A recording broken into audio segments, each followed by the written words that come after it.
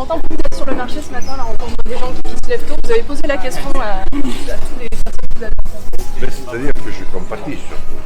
Je vois ce que c'est que la femme que j'ai à me lever tôt le matin, et eux, c'est tous les jours.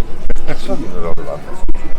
Et quand vous vous levez à 4h du matin, généralement, vous vous en souvenez dans la journée. Et eux, tous les jours. Et vous savez, des fois, il y en a qui ont gagné 40 €. 30 €.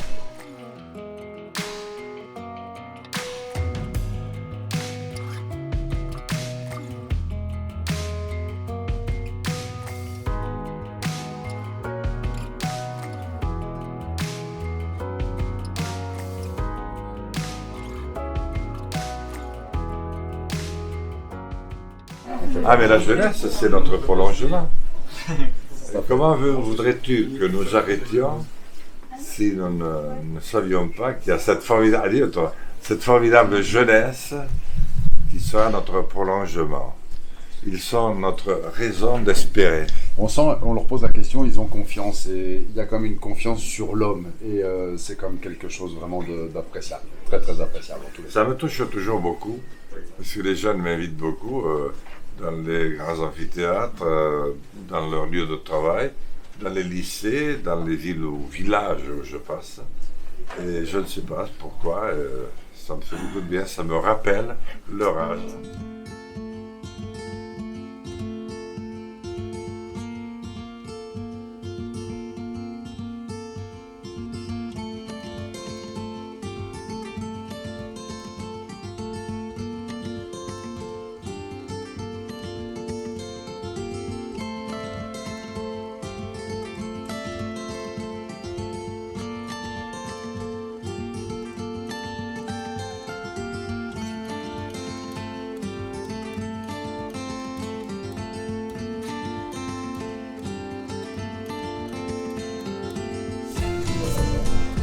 Bonsoir les amis.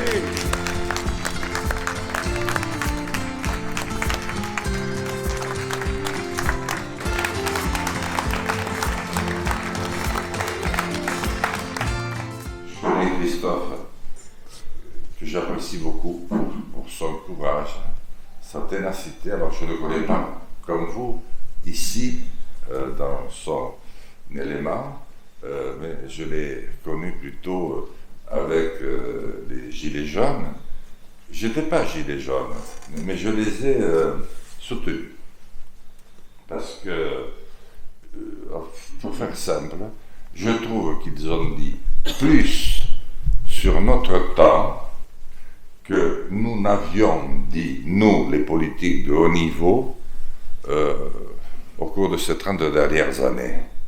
Donc je leur suis reconnaissant de nous avoir fait découvrir qu'il y avait des salaires à 850 €, qu'il y avait des femmes seules avec 2 ou 3 enfants qui se débrouillaient avec moins de 1000 €, enfin tout ce que nous avons su.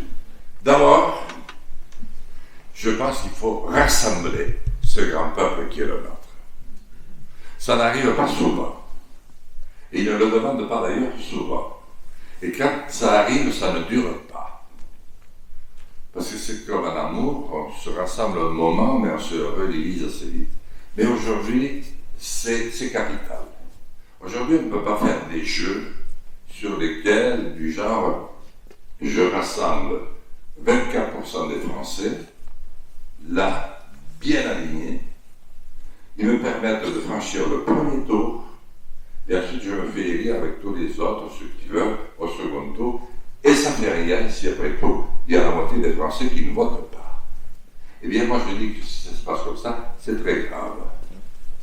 Parce que cette fois-ci, quel que soit le président élu, les Français ne lui donneront pas une majorité automatique, comme c'est le cas depuis le quinquennat.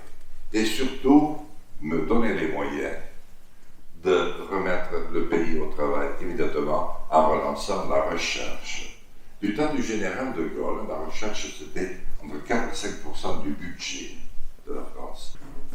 Le pétrole dont nous avons eu tant besoin, mais n'est devenu qu'une source de guerre de vente d'armes, des pires méandres, des pires tricheries qui puissent exister. Et nous avons réussi à vendre des armes quand même à nos ennemis les pires pour qu'ils tapent sur nos amis et parfois même sur nous. Mais maintenant, on est obligé d'aller réinventer tout à zéro pour relancer le nucléaire de deuxième catégorie. Tout le savoir-faire, tous les brevets, tout ce que nous avions, voilà. Je voulais vous demander si n'était pas dans l'intérêt de supprimer d'interdire plutôt les sondages présidentiels au moins 2 mois avant les élections présidentielles.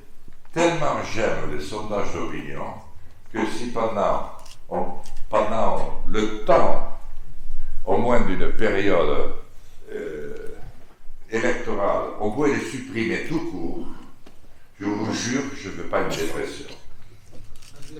Le temps qu'ils reprennent leur métier, qu'ils sachent de nouveau à quoi ils servent, qu'ils apprennent à qui ils appartiennent, c'est-à-dire à qui ils doivent et à qui ils sont vendus, et qui leur demande de faire des projections pour qu'elles tombent tout aussi bien.